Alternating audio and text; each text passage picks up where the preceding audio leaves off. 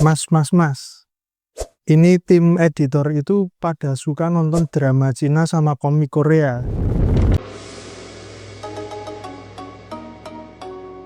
Padahal jalan ceritanya itu sama semua ya. Yang drama Cina alurnya ada cewek miskin ketemu sama cowok CEO akhirnya jadian. Yang drama Korea, komik Korea, ada tokoh kecewa sama hidup baleni sejak awal dan jadi juaranya, suksesnya. Yang jadi bingung kita nggak bisa berhenti nonton mas, padahal udah tahu jalan ceritanya gimana. Apa ya mas ya? Apa itu kayak narkoba bikin sandu atau otak kami yang rusak mas? Jadi kamu komplain karena nonton sinetron? Itu kayaknya tanya ini bungu dulu sering nonton sinetron enggak? Jawab sinetron. Tapi yang membuat kamu aneh itu ya? Udah prediksi, udah tahu, kok ya ditonton wae. Nggih mas. Barbie gelor? Enggak juga. Ya anak gelar sih deh mas. Ya gini doang kok, gini doang. Iya. Tapi nonton lagi. Nonton lagi.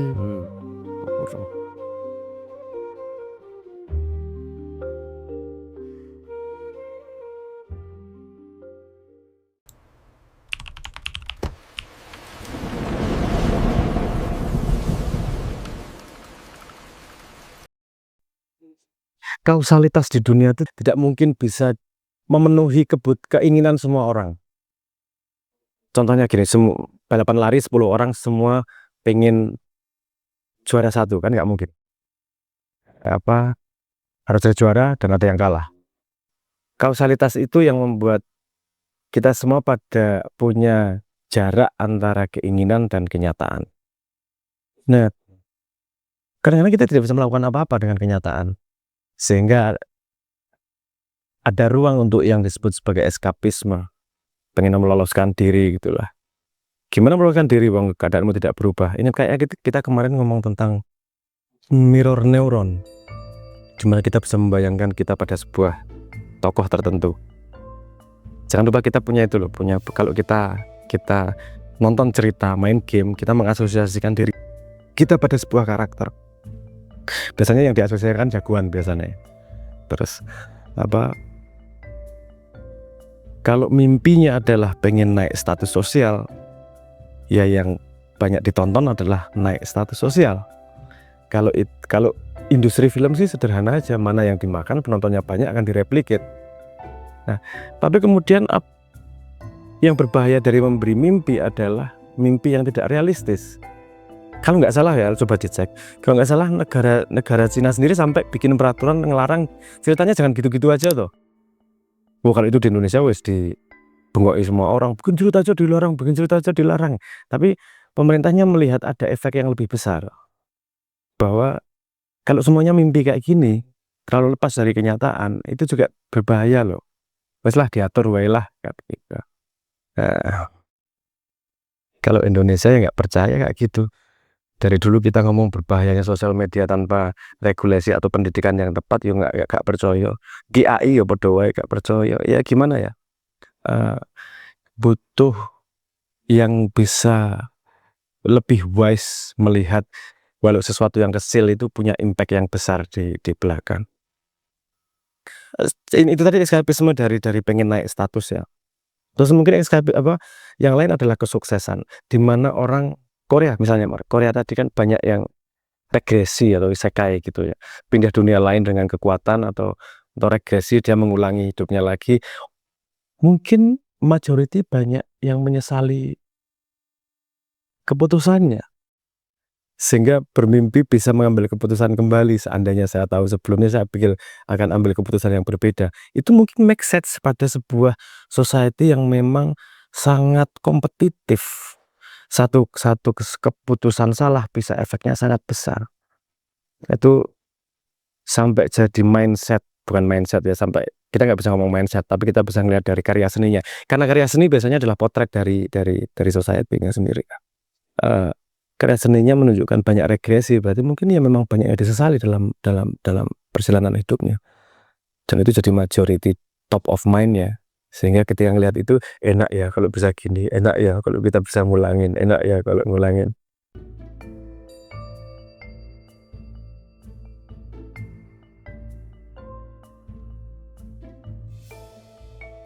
Saya pernah berpikir soal itu di dunia dangdut sama di dunia musik pop. Itu ada sedikit-sedikit perbedaan kultur. Misalnya kalau di dunia dangdut itu siapa aja boleh bawain lagu siapa aja, mayoritasnya kayak gitu. Kalau di dunia band-bandan biasanya band yang bawain lagunya sendiri, nggak dianggap tidak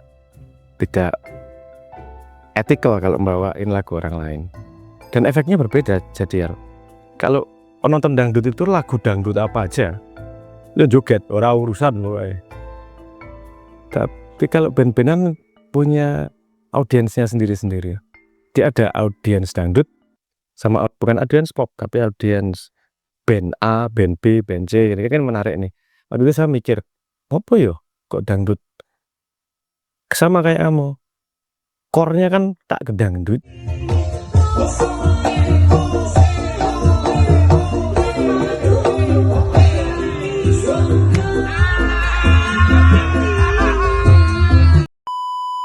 Core-nya itu aja. Tapi kenapa bisa menjadi begini besar? Audiensnya sangat besar di tengah semua prediktibilitas tersebut.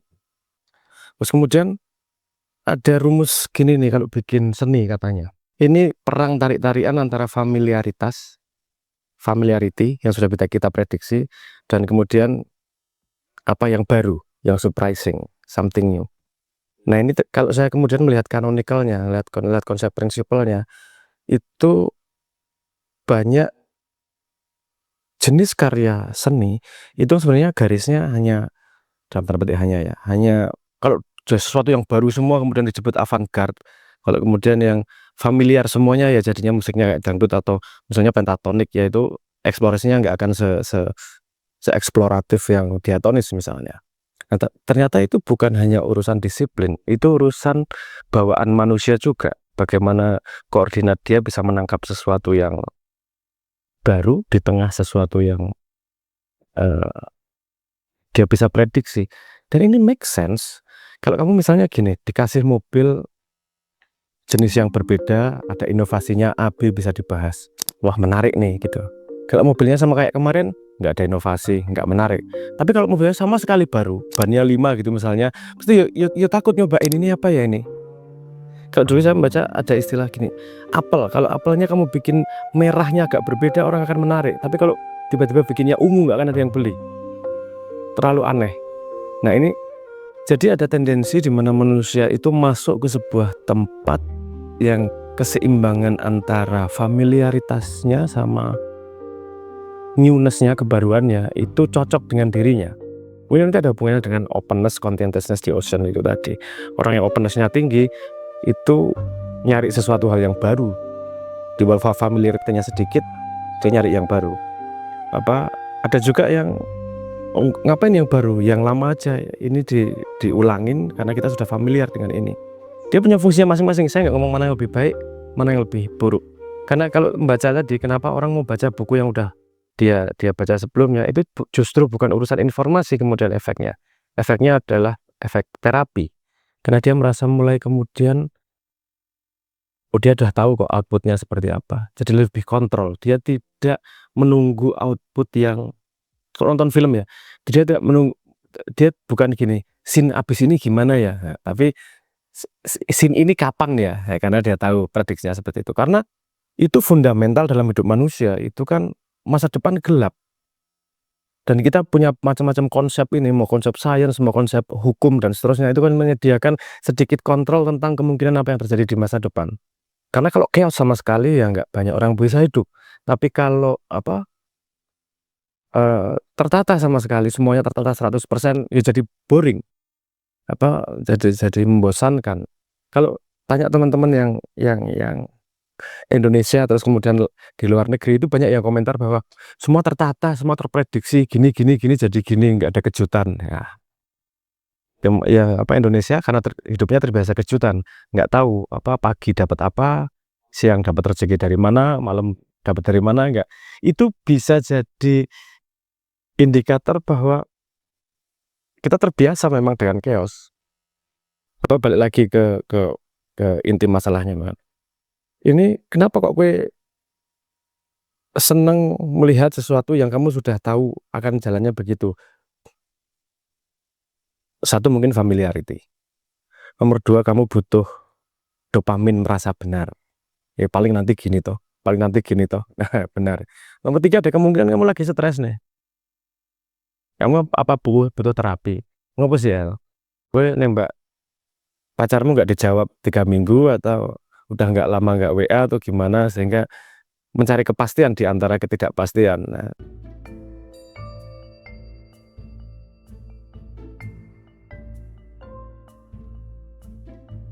ini kalau kita lihat simptomnya di dunia sebenarnya, ini sebenarnya banyak juga orang yang rutinitasnya tinggi itu kalau liburan seneng dan nyari hal-hal yang tidak terprediksi. Inti liburan kan gitu, cari pengalamannya. Tapi ke orang-orang yang nggak pasti hidupnya, memang carinya pasti stability. Jadi ngelihatnya gini, kita punya keseimbangan nih. Secara natural manusia itu punya keseimbangan. Aku nyamannya di mana ya? Hidupnya tuh 50% sesuatu yang baru, 50% bisa terprediksi. Ada yang 80% harus bisa terprediksi, 20% hal yang baru. Ada yang 20% aja terprediksi, 80% saya pengen yang baru. Nah, itu melahirkan sifat-sifat yang berbeda dan punya pekerjaan yang berbeda-beda, punya tendensi yang berbeda-beda. Nah, dengan modal dasar itu dia mengalami hidup.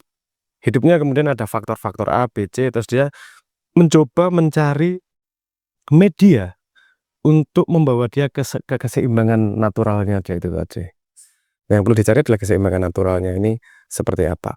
Itu kemana-mana kok, itu rumus kemana-mana. Kalau di dunia seni misalnya, ada yang ngomong bahwa gini, 10% aja inovasi, 90% itu familiarity aja. Karena kalau terlalu aneh orang nggak akan bisa menikmati di dunia seni misalnya. Tapi ada juga di dunia inovasi, konsep maya misalnya, most advance, yang paling terbaru, tapi yet acceptable, tapi masih bisa diterima. Kalau di situ rumusnya 80-20, 80% yang udah diterima aja, 20% yang baru. Karena kalau terlalu banyak yang baru, mayoritas konsumen tidak pada koordinat itu.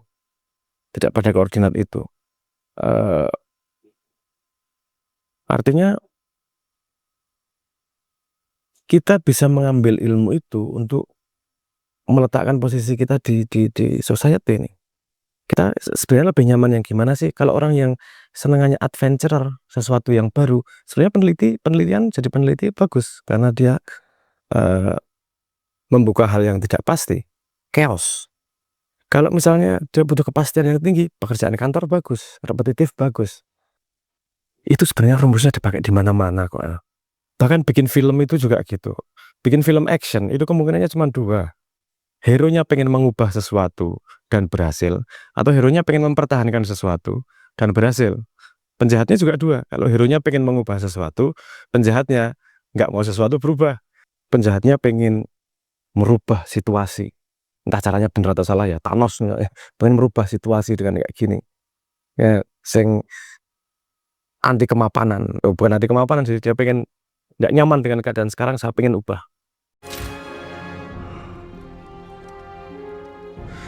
I am inevitable.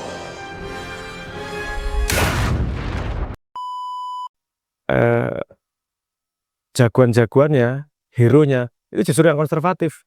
Jangan sampai ini berubah. Keadaannya seperti ini aja. Mayoritas kayak gitu justru. Tapi ya satu steadfast adalah hero sejelas kamu punya sebuah prinsip dan tidak bisa digoyahkan. Dan satu grow. Siapa yang pengen berubah, mengubah menjadi sesuatu yang lebih baik.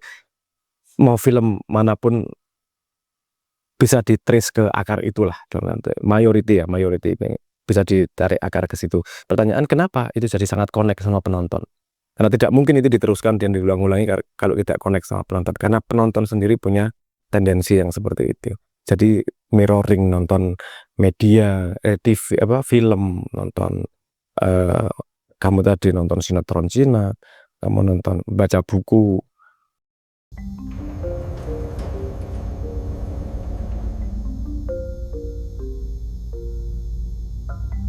Ya cobalah kalau kamu punya akses regresi, kamu nembak A, oh gini ya caranya salah, diulangi lagi, nembak B, caranya salah, seneng tau be. Itu apa namanya, makanya nalurinya solusinya adalah regresi, karena memberi kamu kesempatan berkali-kali untuk mencoba sesuatu hal. Yang salah jadi benar, bisa memperbaiki tanpa harus kehilangan waktu. Regresi. Nah, Indonesia rada beda ya. Kalau kita tuh pengen solusi cepat, naluri besarnya. Kalau saya melihatnya ya, kita result nggak berham. Nah, mungkin ini bisa klaim salah ya. Saya melihat dari potret perilaku dan potret seni filmnya misalnya gitu. Jalan keluar sebuah masalah, kalau sinetron kelihatan banget. Jalan keluar sebuah masalah itu mayoritas datang dari keajaiban. Wow, dapat keajaiban dari langit tanpa sengaja, atau apa namanya, malaikat yang membantu, atau jin apa, whatever lah. Tapi intinya adalah mencapai targetnya, mencapai apa yang dia inginkan dengan cara yang ajaib. Jadi nggak kaget kalau kemudian ada sogokan syariah. Nggak apa-apa nyogok orang asal dapat apa yang kita inginkan secara cepat. Semua secara cepat. Mungkin kita tidak diajari untuk menghargai proses. Dan saya tahu persis kemarin tuh bukan pemerintahan yang ini ya, pemerintahan yang kemarin tuh memang ada sebuah statement yang saya agak gimana gitu, yang goal oriented, true goal oriented, itu nggak salah sama sekali. Tapi kalau kemudian proses diabaikan, apapun yang kamu dapatkan nggak permanen, karena nggak bisa ngulangin juga. Kalaupun didapatkan, hasilnya dapatnya dari luck, bukan dari proses yang bisa dipelajari. Lupa mungkin bahwa sebuah bangsa itu belajar dari generasi ke generasi, nggak cuma dari satu orang ke dua orang. Baik lagi, itu seru ngelihat seni yang populer di sebuah komunitas atau negara. Itu sebenarnya potret dari bawah sadar, kesadaran komunalnya seperti apa. Pertanyaan berikutnya adalah, kamu ikut kesadaran komunal mana ya? Jangan-jangan kamu punya keresahan sama keresahan yang sama orang Cina, jangan-jangan. Ambil positifnya, belajar bahasa Cina, besok kalau nonton lagi targetnya nggak pakai subtitle. Dah, buat kebiasaan yang kau sesali menjadi sesuatu yang bisa kau dapatkan di masa depan. Sepertinya menarik.